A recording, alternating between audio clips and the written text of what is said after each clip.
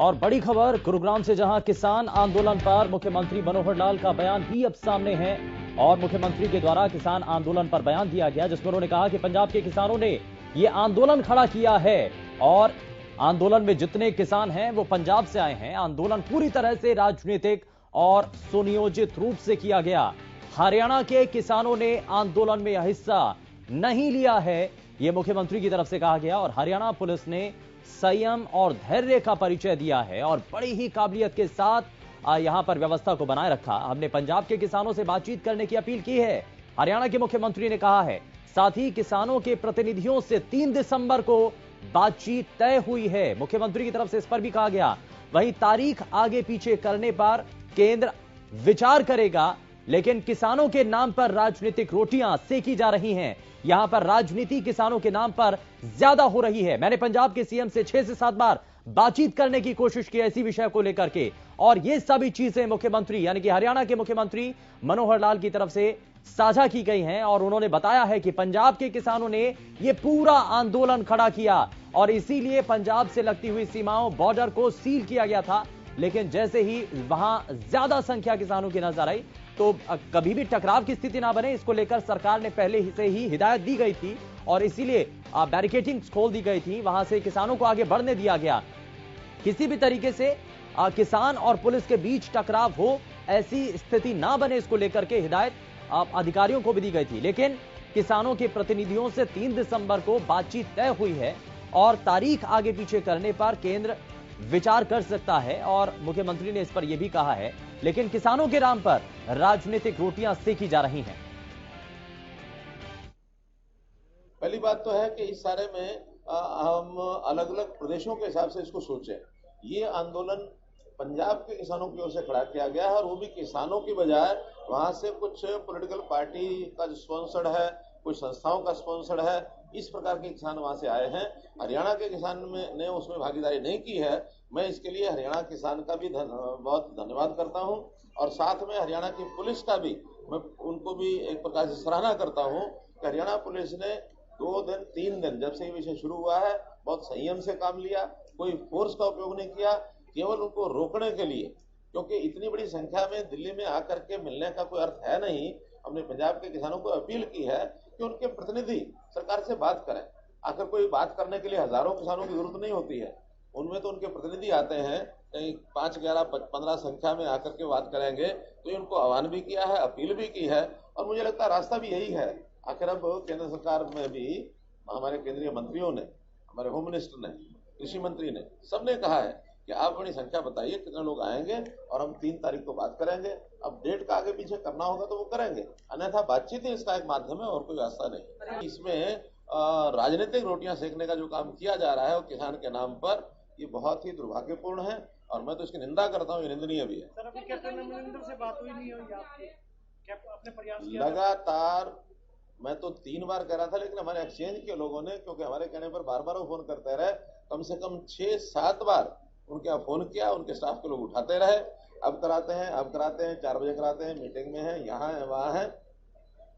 यानी बड़ा अजीबोगरीब स्थिति कि एक मुख्यमंत्री दूसरे मुख्यमंत्री को बात कर रहा। आज तक मुझे 6 साल के इतिहास में ऐसा कभी नहीं आया। हमने अपने लोगों से भी करते हैं, विरोधी पक्ष के लोगों से भी करते हैं। इवन इससे पहले इमरजेंसी कोई हमारी बात होती है, जब उन्हें फोन मिला, कोई व्यस्तता होती है तो घंटे आधे घंटे में बातचीत हो जाती है। लेकिन इस बार लगातार 3 दिन निवेदन करने के बाद भी he didn't come to the point। तो मुख्यमंत्री की बातों को आपने सुना है, कई बयान उन्होंने दिए हैं और ज्यादा जानकारी के साथ हमारे संवाददाता संजय राठौर भी जुड़ चुके हैं। संजय, जरा सबसे पहले, क्योंकि जिस तरीके से हरियाणा के मुख्यमंत्री ने पंजाब के ऊपर यह आरोप लगाते हुए कहा है कि यह सब कुछ राजनीतिक रूप से किया जा रहा है और किसानों को केंद्र में रखकर राजनीतिक रोटियां सेकी जा रही हैं। जी बिल्कुल शुभेंदु, आपको बताना चाहूंगा आज मुख्यमंत्री का जो गुरुग्राम दौरा था उसके बाद उन्होंने कष्ट निवारण समिति की जो बैठक ली, उसके बाद जब मीडिया से रूबरू हुआ तो उन्होंने साफ तौर पे यही कहा है कि जो किसान आंदोलन है पूरा पंजाब से चला है, लेकिन हरियाणा के जो किसान है उनको उन्होंने धन्यवाद भी किया कि वो इसका हिस्सा नहीं बने। साथ ही साथ जिस तरीके से पंजाब के मुख्यमंत्री से 6 से 7 बार उन्होंने बात करने की कोशिश की, लेकिन पंजाब के जो मुख्यमंत्री वो बात करने के लिए राजी नहीं है। तो कहीं ना कहीं ऐसे में जब एक मुख्यमंत्री दूसरे मुख्यमंत्री से बात करना चाहते हैं और उसके उसके बाद बात नहीं होती, तो कहीं ना कहीं जो किसान आंदोलन इतना भयानक रूप लिया हरियाणा में, अलग अलग हिस्से में देखने को मिला, काफी हिंसक घटना भी घटी है। हम बात करें अंबाला की, हम बात कर लेते हैं कुरुक्षेत्र की, हम बात कर लेते हैं, तो कहीं ना कहीं किसानों और जो पुलिस में थी कि नोकझोंक भी। और आज मुख्यमंत्री ने साफ तौर पर यह भी कहा है कि 3 तारीख को जो किसान नेता हैं पंजाब के, उनसे एक वार्तालाप वो करेंगे, उनके साथ एक मीटिंग करेंगे। यदि कोई समय में या फिर डेट में बदलाव होता है तो वो भी मीडिया के साथ वो साझा करेंगे, और जो किसानों की बात है उनको मानने की जरूर कोशिश की जाएगी। शुभेंदु, लेकिन किसानों को जो रोका गया, क्या इस बारे में भी मुख्यमंत्री की तरफ से बयान दिया गया? क्या उन्होंने कहा कि किसानों को जब रोका गया, कारण इसके पीछे क्या थे? राजनीतिक षड्यंत्र इसमें पंजाब सरकार का नजर आता है, पंजाब के मुख्यमंत्री के द्वारा ये सब कुछ कहीं ना कहीं प्रोजेक्टेड था, तो इस सब में क्या और उनकी तरफ से कहा गया? जी बिल्कुल शुभेंदु, जिस तरीके से पंजाब के समय में बात करूं, इस पूरे आंदोलन में कांग्रेस का उन्होंने जिक्र जरूर किया कि कांग्रेस के द्वारा ये पूरा षड्यंत्र रचा गया था, किसानों को बरगलाया गया था।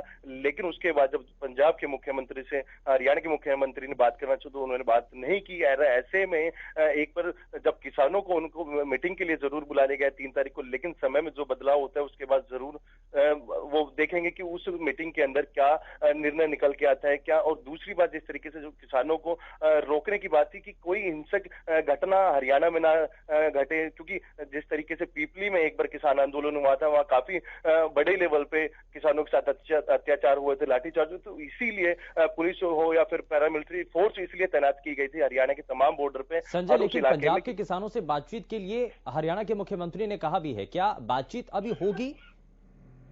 जी बिल्कुल शुभेंदु, हरियाणा के जो मुख्यमंत्री है मनोहर लाल, उन्होंने 3 तारीख का समय रखा है कि जो पंजाब के किसान है उनके साथ वो वार्तालाप करेंगे, उनके साथ वो बैठक करेंगे। बैठक के बाद ही जो उस बैठक में निर्णय लिया जाएगा वो काफी महत्वपूर्ण या फिर अहम हो सकता है, लेकिन अभी उसके लिए मीटिंग का इंतजार जरूर करना होगा। लेकिन एक अहम बयान और इस दौरान मुख्यमंत्री के द्वारा दिया गया संजय, इसमें यह कहा गया कि पंजाब के किसान हैं, हरियाणा के किसानों की इसमें भूमिका नहीं है, और उन्होंने कहा है कि हरियाणा के किसान इसमें नहीं थे।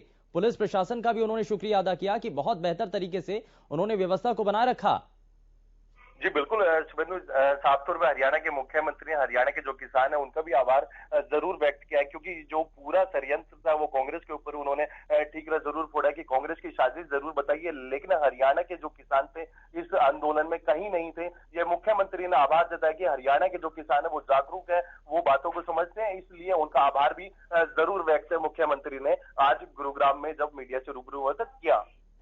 क्या दबाव में लग रहा है किसान आंदोलन की वजह से अब सरकार किसी दबाव में है? जी बिल्कुल, जिस तरीके से मैं बात करूं, हरियाणा में आंदोलन चला है, पंजाब से चला है और दिल्ली में उनको कूच करना था, तो कहीं ना कहीं सरकार के ऊपर प्रेशर जरूर रहता है। जो किसान बिल है उसके बाद कहीं ना कहीं सरकार को विपक्ष ने घेरा हुआ है, तो यही कारण है कि जो सरकार है या फिर मुख्यमंत्री है उन्होंने जो पंजाब के किसान है उनके साथ बैठक करने के लिए एक समय और एक दिन निर्धारित जरूर कर लिया गया है। शुभेंदु, लेकिन क्या किसान नेता भी चाहते हैं कि बातचीत हो? मुख्यमंत्री की तरफ से तो ये कह दिया गया कि केंद्रीय नेतृत्व में भी ये गुंजाइश नजर आती है, वो भी चाहते हैं कि बातचीत हो, लेकिन किसान नेता आप क्या चाहते हैं? जी बिल्कुल शुभेंदु, जिस तरीके से किसान नेताओं की एक ही मांग है कि जो उनकी मांग है 3 कानून जो बिल है किसानों का, उसमें जो एमएसपी है वो घटा दीजिए, तो कहीं ना कहीं मुख्यमंत्री ने जरूर उनसे अपील की है। और ऐसे में कहीं ना कहीं जो किसानों की मांग है वो बैठ के जरूर उसको सुलझाना चाहेंगे। जो उनकी मांगे है, जब मुख्यमंत्री के साथ वो बैठक में मौजूद होंगे तो कहीं ना कहीं उस बैठक में ये सारी चीजों, इन सभी विषयों पर जरूर बात की जाएगी और जो उनके किसानों के मुद्दे हैं वो मुख्यमंत्री के समक्ष रखे जाएंगे। और उस मीटिंग का यही आधार है कि जो किसानों की मांग है उस जरूर सरकार फैसला ले सकती है, जरूर विचार कर सकती है। किसानों की जो मांग है उस पर जरूर चर्चा होगी, लेकिन मीटिंग के बाद ही सामने हो पाएगा कि हालांकि किसानों की क्या मांगे थी। हालांकि जो किसान उस बैठक में कुछ अन्य मांगों को भी रख सकते हैं, लेकिन देखना यही होगा कि बैठक के बाद ही सारी चीजें किसानों के द्वारा कौन कौन सी ऐसी और मांगे हैं जो कि जोड़ दी जाएंगी, चाहे वो किसानों की हाल फिलहाल हुई गिरफ्तारी को लेकर के बात हो, मांग हो, क्या उस पर भी सहमति बनेगी और क्या सरकार किसानों की हर एक बात को मान लेगी? ये बहुत सारी चीजें हैं जो कि बैठक में आमने सामने जब किसान और सरकार के लोग होंगे तो किन विषयों पर बातचीत हो पाती है, ये देखना होगा। खैर, बहुत शुक्रिया संजय इस पर जानकारी देने के लिए।